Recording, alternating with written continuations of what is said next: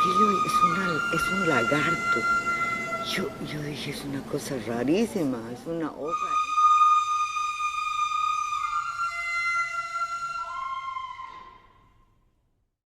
Bueno, esas cosas te pasan más bien, ¿no? No las buscas, porque de hecho yo tenía mucha inclinación por la pintura, por la cuestión visual, pero vino la revolución universitaria y todos nos metimos a la revolución, y no había ahí ya de qué discutir, había que meterse en la revolución.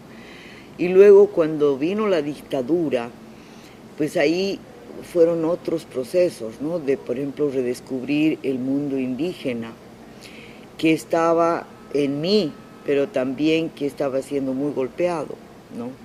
En los años 70, irme a vivir al campo en los años 70, empezar a bailar morenada en los años 70, empezar a descubrir también mi origen aymara, empezar a aprender el idioma. Todo eso me llevó como a que al volver a la universidad, que yo terminé, digamos, casi en una especie de semiclandestinidad, ¿no? En una universidad clausurada al pensamiento crítico, clausurada a toda idea, ni siquiera a las ideas revolucionarias o subversivas, a las ideas a secas. O sea, era una universidad que te bloqueaba cualquier posibilidad de pensar. El primer gesto fue formar un grupo fuera de la universidad, un grupo que se reunía casi clandestino para leer etnohistoria, para leer historia andina, para leer cosas nuevas que estaban pasando en esa época. Y a partir de eso, después del segundo exilio, en el segundo exilio fue también el hecho de que mi tesis de maestría fue destruida por los militares. Y lo único que me quedaba a mí era la memoria. Y era algo que no me iban a poder quitar.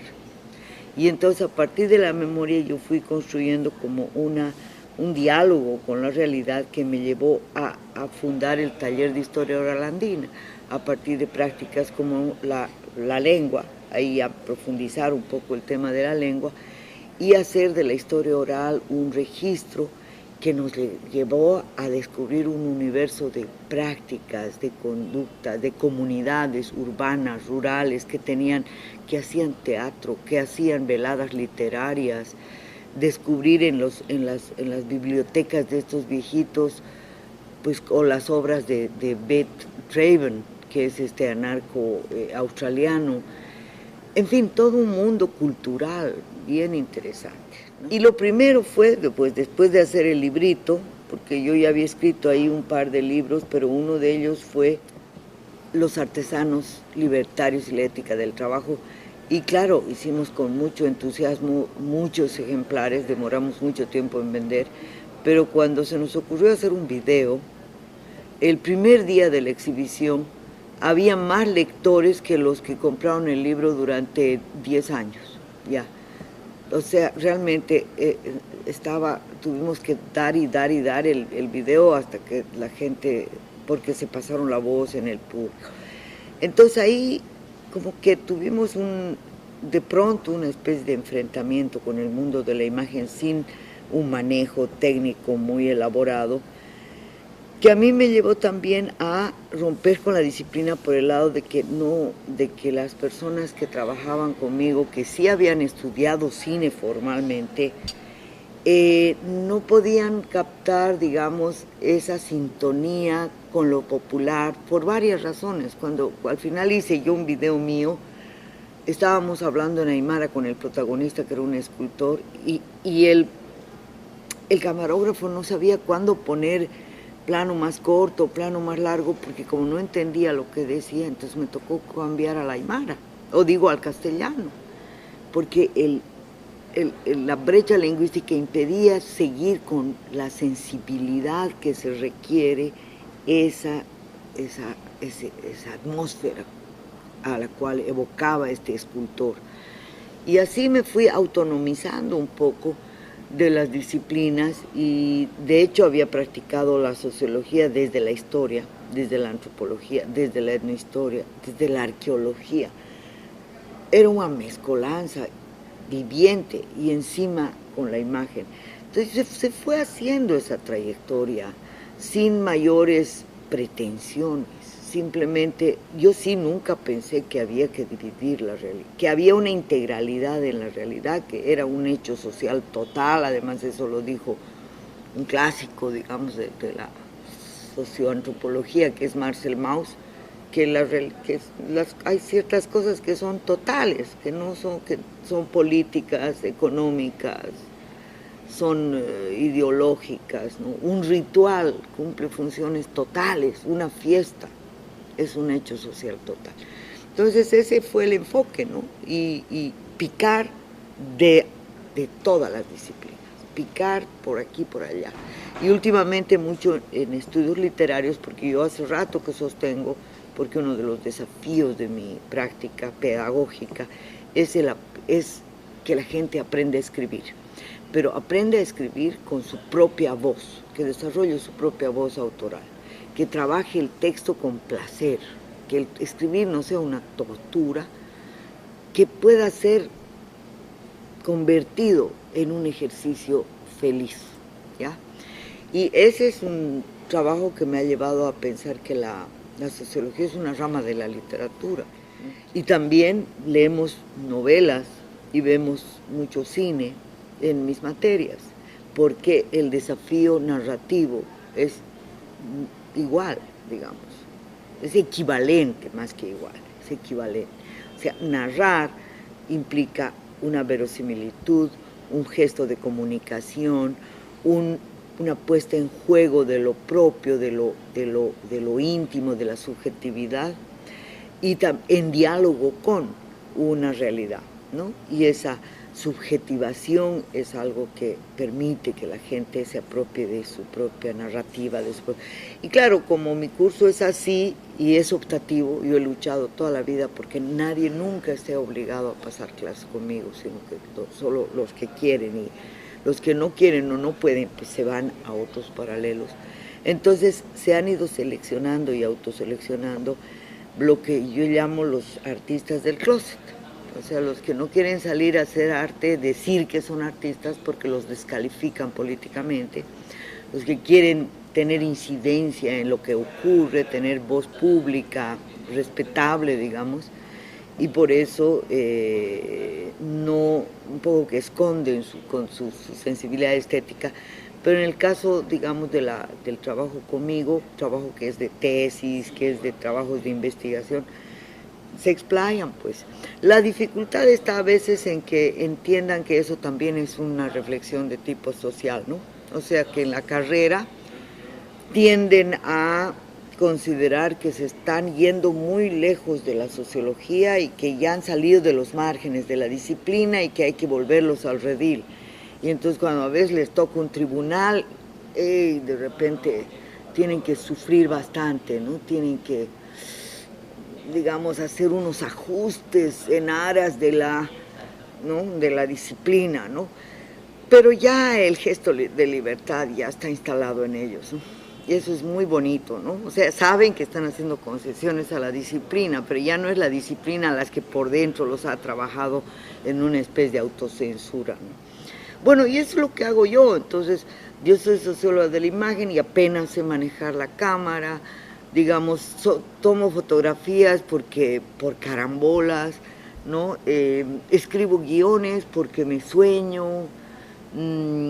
Hago sí mucho, me gusta mucho el tema en eso sí soy muy anarca, ¿no? Que la enseñanza de los anarcos era muy importante en eso, ¿no?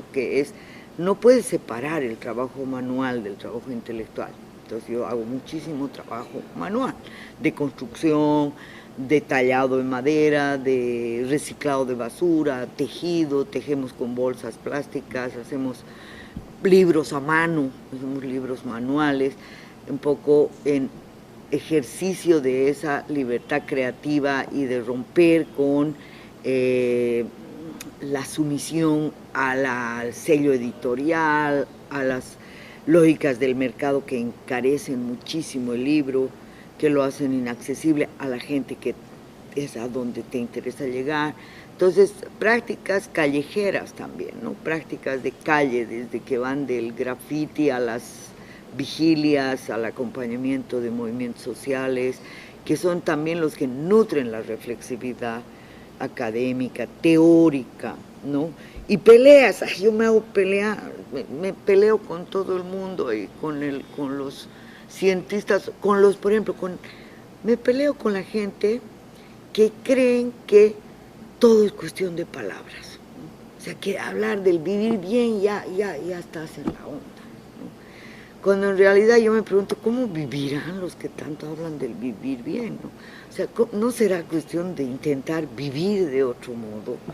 Hacer las cosas de otro modo. Y para mí entonces lo indígena no es una identidad, no es una camiseta, no es un color de piel, lo podríamos resumir como una episteme, como una atmósfera cognitiva que te lleva a, por ejemplo, intentar reconocer sujetos en el mundo no humano.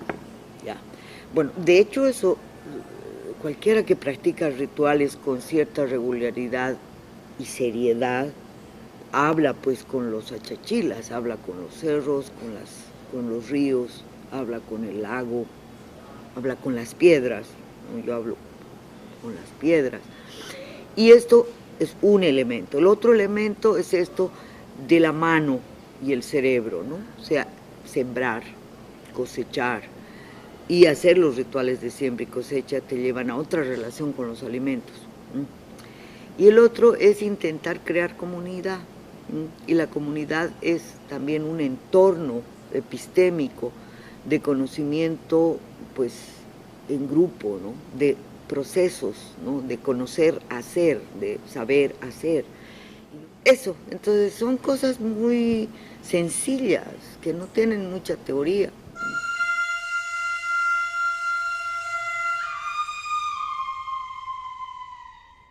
No, en esa época no había computadora, no, o si habría, yo no me había enterado. Y no, me quitaron todo lo que parecía documentos, todo lo que eran papeles y cintas cassettes. Todo eso, mis libros no los tocaron. Pero papeles, documentos, llevaron todo lo que podía ser porque creían que eran documentos subversivos, no era ningún. Cuando se enteraron del contenido se han debido morir de rabia y le han debido prender fuego. Eso era una historia larga de la tierra donde han nacido mis tatarabuelos aymaras, ¿no? Que eso es la zona de Pacajes. De eso se salvó un capítulo o dos. Y después ahora ya recién he terminado de hacer y he hecho un estudio también de larga duración sobre los mitos fundacionales, los mitos raigales de la cultura política boliviana, y eso me baso mucho en novelas, ¿no? Estoy analizando novelas, con lo cual ya otra herejía más, ya la imagen, la novela, ya estoy bien fuera de la sociología, ¿no? Pero esta es una tesis, bueno, que la he defendido a duras penas, ¿no? Porque la he hecho para la Católica del Perú. Me ha costado bastante, en realidad, hacerla pasar.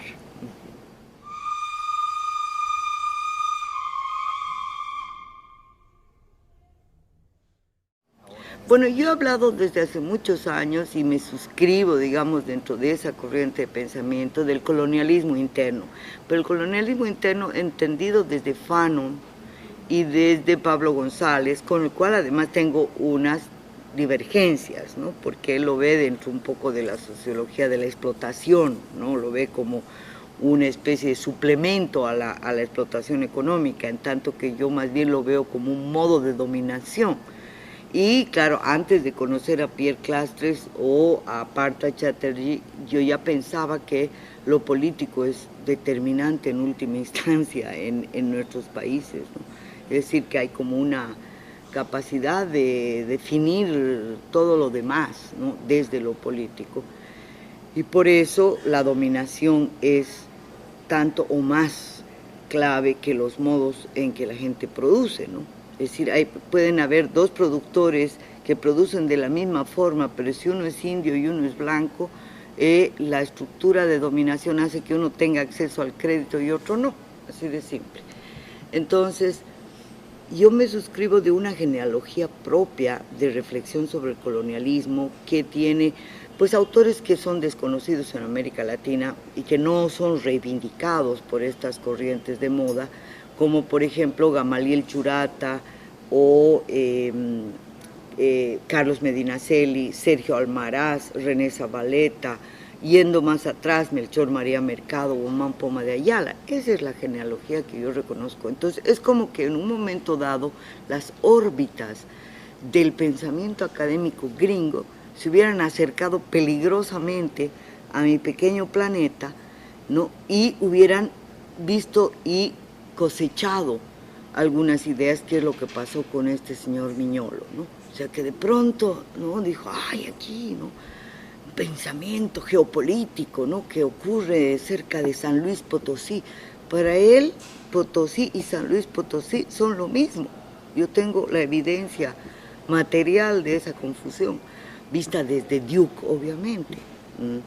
Entonces yo veía una banalidad, una falta de sustancia, una palabrería, una exuberancia verbal, una retórica, no en el buen sentido, porque la retórica es un arte también del convencimiento, ¿no? Pero aquí era como una especie de exuberancia gratuita, de hacer complicadas ideas simples, que a mí me molesta, ¿no? Me molesta porque además seduce, tiene una capacidad de seducir, es como que la gente dice, ah, eso era lo que yo estaba pensando hace rato y esta idea expresa, me ayuda a expresar. Y entonces empiezan a repetir y a repetir y a repetir hasta que se satura la atmósfera y pasa la moda. Pero no pasa el colonialismo. Entonces yo sí pienso que hay que trabajar en una descolonización práctica, en una práctica descolonizadora. Y parte de eso es resistir la seducción de la moda académica. Y no por falta de bagaje y de erudición uno va a dejar de citar ciertas cosas, pero hay que explorar, yo creo, en lo que no es tan visible, en lo que no está tan así a la luz del sol, ¿no? Y ahorita yo estoy bien interesada en ese momento de la cultura latinoamericana, donde coincidentemente, y sin que haya internet ni comunicación entre estos, habían los tzántzicos en Ecuador, la gesta bárbara en Bolivia y los antropofágicos en Brasil. Las tres palabras, bárbaros, antropófagos y tzantza, remiten al mundo indígena. Quiere decir que ha habido gente que ha hecho de esa aproximación un gesto subversivo, subvertor de la cultura hegemónica. Y lo ha hecho en un momento de la Guerra Fría, ¿no? En un momento de peligro, en un momento en que todo gesto de libertad era una amenaza al imperio. Entonces hay que buscar ese horizonte, el horizonte de la escuela, por ejemplo, las derivas de los situacionistas, pero traducidas en lo que fueron las prácticas de los viajes iniciáticos de la escuela de Valparaíso en arquitectura en los años 50, 60. Entonces hay todo un entramado nuestro de memoria de la cual nos privan las modas. En lugar de mirar, no te digo nuestro ombligo, porque realmente para mirar el Ecuador no tienes que salir mucho del ombligo nacionalista y tienes que superar bloqueos que ahora con el internet se pueden hacer más fácilmente, pero también es un filtro. Google es un filtro. Hay un proceso de filtramiento en todas estas tecnologías a las cuales hay que resistir mediante las redes de cara a cara, de amistades, esto que ustedes hacen, ¿no? De pillar voces interesantes, ponerlas en contacto, y también nosotros hacemos.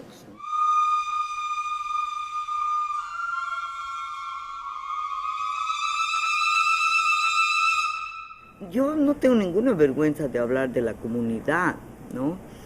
Y del conocimiento en grupo, a dúo o a trío, ¿no? Siempre he querido hacer comunidad, siempre he intentado hacer comunidad. Era el TOA, después era Aruyiri, después Sumajuira y ahora es el Colectivo 2. Y es una especie de exploración en una autopoiesis, ¿no? O sea, es la creación de uno mismo a través del grupo o del grupo que se crea a sí mismo, donde además se potencia la individualidad. Esa es digamos, el ideal. O sea que mientras más comunitaria es una estructura, más profundamente individual puede ser la producción, el pensamiento, la reflexión y el respeto a cada quien. Hay una lógica de afinidad, ¿no? Y todas las teorías de afinidad tienen que ver con una sensibilidad femenina para mí, ¿ya? Entonces, ese nosotros es un nosotros siempre en proceso, siempre en construcción. Y me parece, si me hablas de experimentos de ese tipo, los he visto algo que se puede llamar así, como te digo, en el colectivo Situaciones con sus nexos, con una cantidad de colectivos también, ¿no? Con los hijos, los scratches, el grupo de arte callejero, los migrantes bolivianos, la editorial Retazos, que es de estos chicos que están dentro del ámbito de los talleristas. Esas cosas que están pasando son parecidas a los que nosotros hacemos, ¿no? Y creo que pues tú me puedes contar más sobre en qué implica, pero esos experimentos están mostrando que hay como es necesario salir de la especie del monólogo creativo, ¿no? De que te miras el ombligo y eres diferente a todos y por lo tanto eres artista, ¿no? Cuando en realidad la creatividad es algo que acompaña muchos más actos de la vida que el acto del narcisismo estético, ¿no?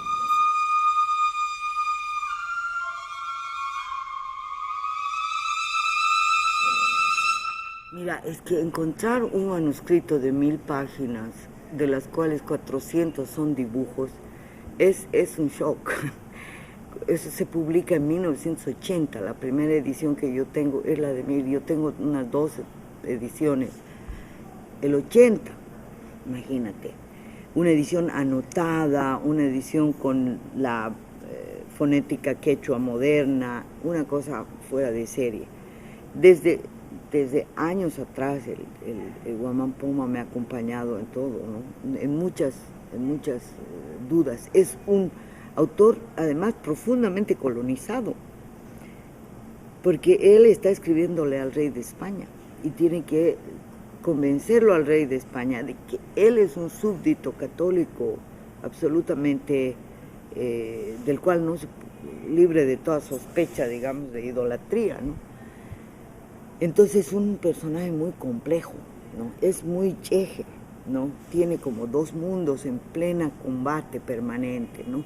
En parte eso se refleja en que dice una cosa con los dibujos y otra con el texto, ¿no? Pero aún dentro del texto y dentro de los dibujos hay cosas sumamente contradictorias. Eso es lo lindo de él, ¿no? Entonces lo he venido usando, pero además cada vez más lo uso como pie metafórico, ¿ya? O sea, no lo uso como objeto de análisis, ni como discurso en sí o teórico en sí, sino como pie metafórico para una teorización. Es lo mismo que hago con el Melchor. El Melchor a mí me da pie a través de la metáfora para lanzar cosas sobre el presente o ideas por fuera de digamos, de lo que es el análisis ni de su época ni de su arte, ¿no? Entonces es como que usara la cita. Alguna vez he dicho que yo no hago footnotes sino photonotes, ¿no? Porque hago la cita de imagen, ¿no?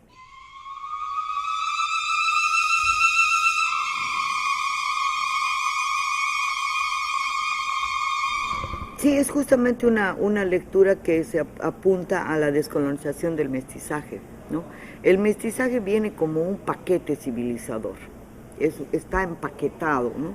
Entonces tú te tienes que tragar, junto con la idea de libertad, que es extraordinaria, porque la idea de libertad viene de Europa, viene del mundo del trabajo, de las luchas sociales, de los anarquistas a fines del 19, pues desde la Comuna de París, qué sé yo.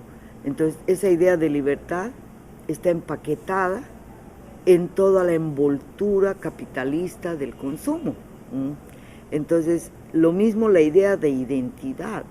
La idea de identidad y de comunidad y de etnicidad están empaquetadas en el arcaísmo, en el exotismo, en lo inconmovible, en lo que permanece, en lo inmutable, ¿no?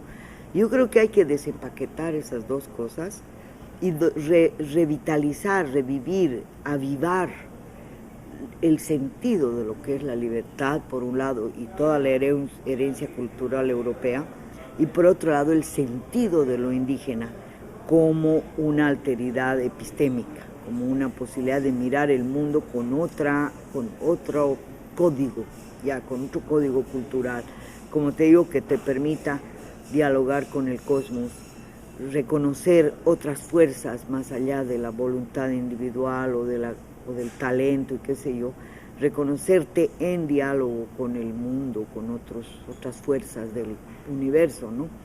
Y eso implica lecturas desde una geografía, ¿no? Desde un espacio. Entonces, pienso que esos gestos son lo cheje. Lo cheje es cuando tú tienes esas dos cosas que no se articulan, pero que de pronto no habían sido tan antagónicas, que si no son complementarias, no son de un antagonismo destructivo, sino creador. Es la fuerza explosiva de la contradicción. Es la contradicción como una energía vivida, vitalizante, que permite permanentemente cabalgar entre dos mundos sin sentir que tienes el alma dividida, o que eres Pachuima, por ejemplo. Pachuima sería el doble corazón o la subjetividad dividida, ¿no? Entonces hay mucha enseñanza de la lengua indígena en términos de lo que son los modos de un vivir en armonía con y en medio de contradicciones muy, muy radicales. Y eso es una experiencia, creo yo, bien valiosa para nuestros tiempos, en que la diáspora nos lleva a afirmaciones de repente identitarias, chauvinistas, para decir nosotros y decir los ecuatorianos de repente en España. O sea, es Ecuador, ¿no? Es el Estado-Nación que se fortalece con esas disoluciones de las comunidades imaginadas de antaño, cuando en realidad las comunidades que están en juego no son las nacionales, ¿no? Son, sí, comunidades espaciales ubicadas, ¿no? Yo pienso, por ejemplo, los andinos circunlacustres, tenemos pues algo en común, ¿ya? Los Andes de Páramo tienen otras cosas en común, ¿no? Los Andes que bajan hacia la costa y las culturas costeñas tienen otras cosas. No es un determinismo geográfico, sino es una búsqueda de un arraigo que nos permita superar las fronteras de la nación, ¿no? Que son camisas de fuerza en última instancia, ¿no? Y nosotros tenemos eso, ¿no? El lago es uno de los 5 respiraderos del planeta, ¿no? Que nos conecta pues con fuerzas tónicas muy poderosas.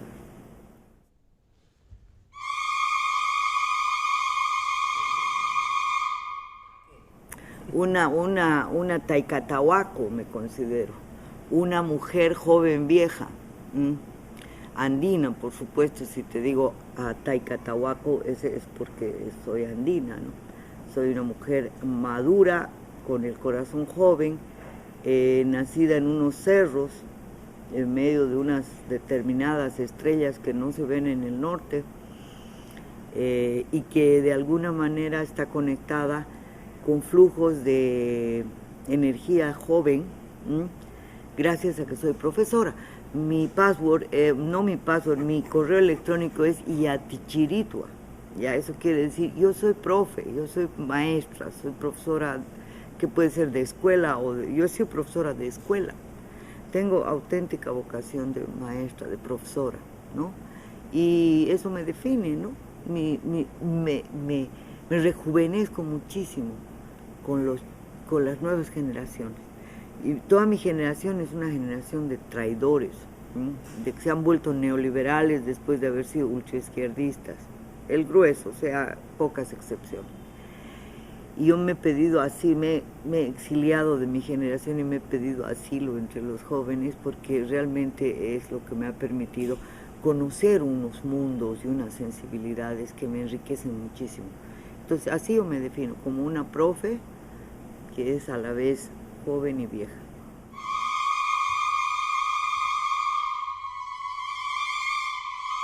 No, claro, el tema del consumismo tiene que ver con la velocidad, con cómo percibes o vives el tiempo, ¿no? El trabajo, por ejemplo, visto como un castigo, pero como una especie de anzuelo para el consumo, ¿no? Todas esas lógicas están asentadas en la productividad y la velocidad. Y hay pues resistencias, ¿no? Resistencias nuestras como colectivo a entrar en esa onda. Nosotros nos damos cuenta cuánto tardamos en hacer las cosas y que pudiéramos hacerla más rápido. Pero hay algo del placer, de la lentitud que nos ha salvado de eso, ¿no? Y claro, nos piden 100 libros y podemos hacer 20, pues, pero ni modo, ¿no? Tampoco le subimos el precio atendiendo a la ley de la oferta y la demanda, sino los primeros 20 que llegan se los compran y listo. Entonces hay una resistencia más práctica, más fáctica, ¿no? En la búsqueda, por ejemplo, de no divorciar el trabajo con el goce, ¿ya? Trabajamos fuerte estamos construyendo ahorita un centro cultural con nuestras propias manos, ¿no? Todo el grupo está totalmente embarcado en trabajo físico, estamos experimentando. Hemos hecho un baño seco, por ejemplo, con una técnica prehispánica que nos han avisado los arqueólogos que han encontrado un cactus metido entre medio del barro. Entonces hemos hecho experimentos y hemos encontrado más o menos la fórmula para hacer paredes muy firmes que parecen cemento con puro barro nada más, ¿no?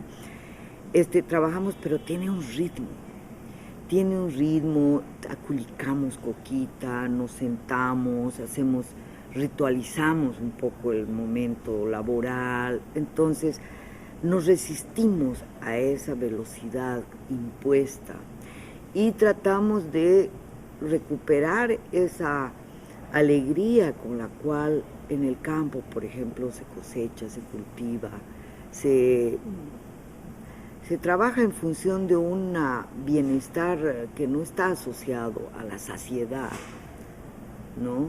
Sino a aquello que es trascendente, humano, pero profundamente a la vez espiritual en tu relación con ese milagro que es la fertilidad de los productos, qué sé yo, ¿no? Entonces, sí, los jóvenes están sometidos a una cuadriculación, a meterlos en la máquina del consumo, pero a la vez en países como el nuestro, esa posibilidad está muy asociada, por ejemplo, a la piratería. Y la piratería no solo te da opciones de consumir cualquier porquería, sino también de crear y poder circular cosas que no son cualquier porquería. Entonces yo pienso que hay bolsones interesantes que están saliendo, junto con otros, junto con de todo. Hay gente hay fans ¿no? De los MTV, de los, qué sé yo, manga, anime, chicos que están ahí metidos en lógicas de consumo muy convencionales, ¿no? Pero hay que resistir con una creatividad propia, ¿no? Hay mucho cómic en Bolivia, mucho fanzine, hay mucho cuentacuento, por ejemplo, que son gestos de una gratuidad, de una generosidad. A veces ni siquiera se registran. Están ahí regalando su creatividad estos changos. Y mucha música también. Hay hip hop en aymara, en quechua. Hay un florecimiento de culturas alternativas muy interesante en medio de semejantes carencias. Entonces, para mí que no está pudiendo, digamos, el sistema fagocitar, ¿no? El momento en que nos legalicen del todo, en que nos sometan a una grilla normativa, a unos reglamentos de pagar impuestos, ese momento por ahí va a ser muy duro, ¿no? Por ahí, pero todavía no ha llegado en Bolivia eso. Somos evasores y piratas.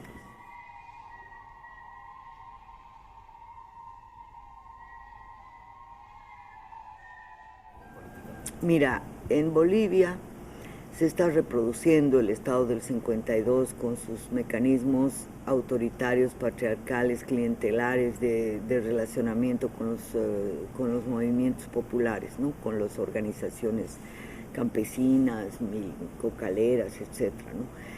Y tienes la paradoja de que un presidente indio reprime una marcha indígena y además, habiendo declarado los derechos de la madre tierra, está prácticamente liquidando a través de concesiones mineras y petroleras y además carreteras, parques nacionales, reservas, etc. Entonces, hay una paradoja con el poder, ¿no? Entonces el poder es la estructura colonizada del Estado que no ha podido ser superada, ¿no? Y que tiende a reproducir una lógica de dominio clientelar en manos de una élite mestiza, ¿ya? O sea, el mestizaje que se trepa al poder, ¿no? Cambia el discurso, sea cual fuere, o sea, hace cualquier pirueta discursiva con tal de acercarse al poder. Eso le llamamos nosotros el yunquerío, ¿sí? La aproximación servil al poder. Te pones al servicio de los poderosos para poder medrar a su sombra. Ese es un gesto muy colonial y muy masculino. Y bueno, eso está ahí, se reproduce, y lo único que hacemos nosotros es conjuros. No podemos hacer otra cosa. ¿Cómo son los conjuros? Brujería. O sea, de verdad. O sea, rezamos, hacemos cosas, hacemos de rituales.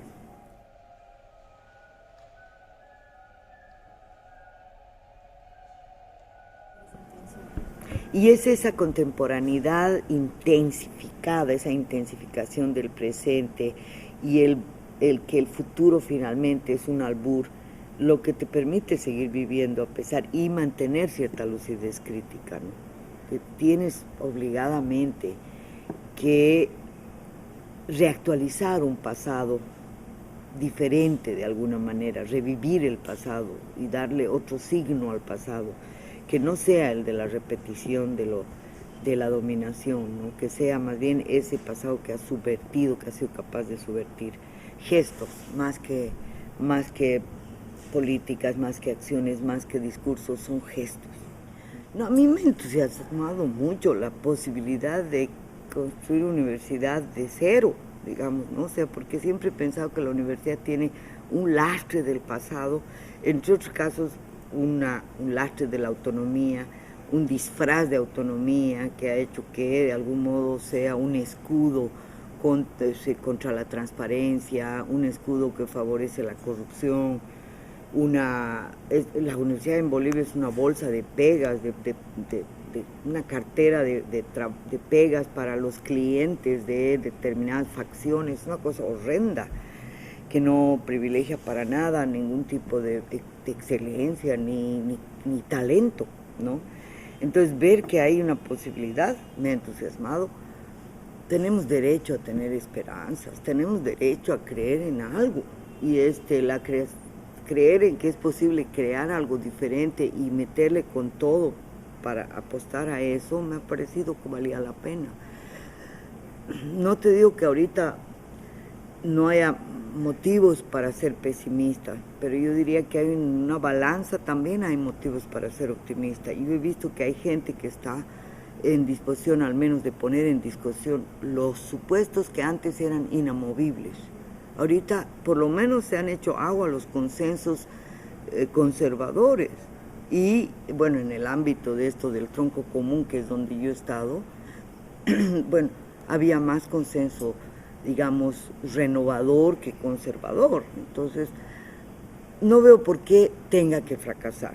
Y creo que habrá que, pues estará en manos de ustedes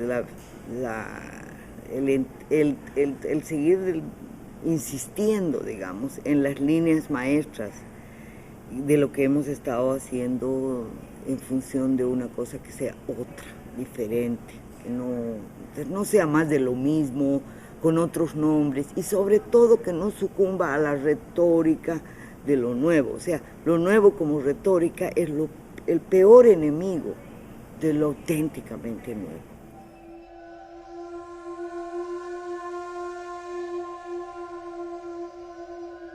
Yo parto de una idea muy sencilla. Para crear un texto, una obra, lo que sea, tú tienes que empoderar tu propia voz, tú tienes que tener claro que hay algo que tú conoces mejor que nadie, que es tu propia vida, ¿ya? Y que tu propia vida es un condensado de experiencias que se te ha transmitido a través de una genealogía muy, muy profunda, muy vasta, de la cual tu cuerpo tiene memoria, no tú precisamente. No necesitas tú tener memoria consciente de lo que han hecho tus tatarabuelos, o de las lenguas que han hablado, o de las músicas que han bailado, porque tú lo llevas en tus células, ¿no? Y eso se puede despertar, desatar mediante trabajos corporales. Eso es posible hacerlo. El ritual es uno de los caminos, la danza es otro, el trabajo con el cuerpo escénico es otro, el trabajo físico, el cosechar, el sembrar es otro, el buscar nexos con una lengua ancestral es otro. Hay muchos caminos de hacerlo, cada quien puede hacer su propio menú, pero no puedes tú dejar de reconocer que cada persona, primero por el solo hecho de haber aprendido a hablar de niño o de niña, es súper inteligente. O sea, no hay jerarquías, no puedes tú jerarquizar inteligencia. Lo que pasa es que hay gente que se ha encargado de acomplejarte, de decir que tú no puedes. Si tú insistes en que vos eres un burro y eres un tonto, te vuelven tonto. Entonces, si la labor pedagógica sirve para algo, es para sacarte esas falsas ideas y redescubrir tu potencia como ser inteligente, brillante, creativo, que eres y que todos somos. Y que es simplemente el recuperar la voluntad de expresarte y el perder el miedo de hacerlo y el no estar sometido a que el canon tal y que hay que hacer 5 citas y que no sé qué. Primero viene la expresión, después ya se pulirá, pues ya aquí te falta una nota al pie, ya, de acuerdo, pero tú no puedes sustituir con notas al pie lo que no has hecho en términos de potencia creativa, de pensamiento, de qué es lo que te interesa, sobre qué quieres trabajar, qué cosas te mueven, qué memorias, qué recuerdos. Entonces la memoria es uno de los ejes fundamentales, ¿no? Y el explorar tu genealogía, tu personalidad, tus afinidades, ¿no? Y en eso sí, yo soy muy pedagoga y tengo muchas tesis extraordinarias de gente por quien nadie daba 5 de pelota y de pronto, ¡ay! Un indio hablando de Foucault, ¡oh! 100. Yo digo, porfa, no le pongan 100, pónganle 95 porque todo es perfectible, ¿no?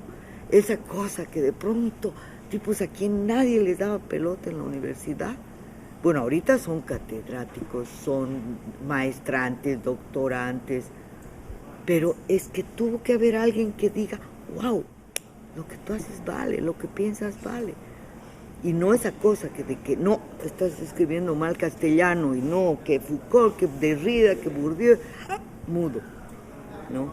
Entonces hay que trabajar la parte pedagógica, hay que trabajar la pedagogía del maestro ignorante, hay que trabajar la pedagogía del Freire mismo, de la liberación del espíritu a través de la educación. Hay que trabajar esos aspectos. Muy bonitos pueden ser los programas, pero si eres un plomo cuando tú enseñas, todo lo alternativo se puede volver una soncera, ¿no? Gracias, Silvia. Ya.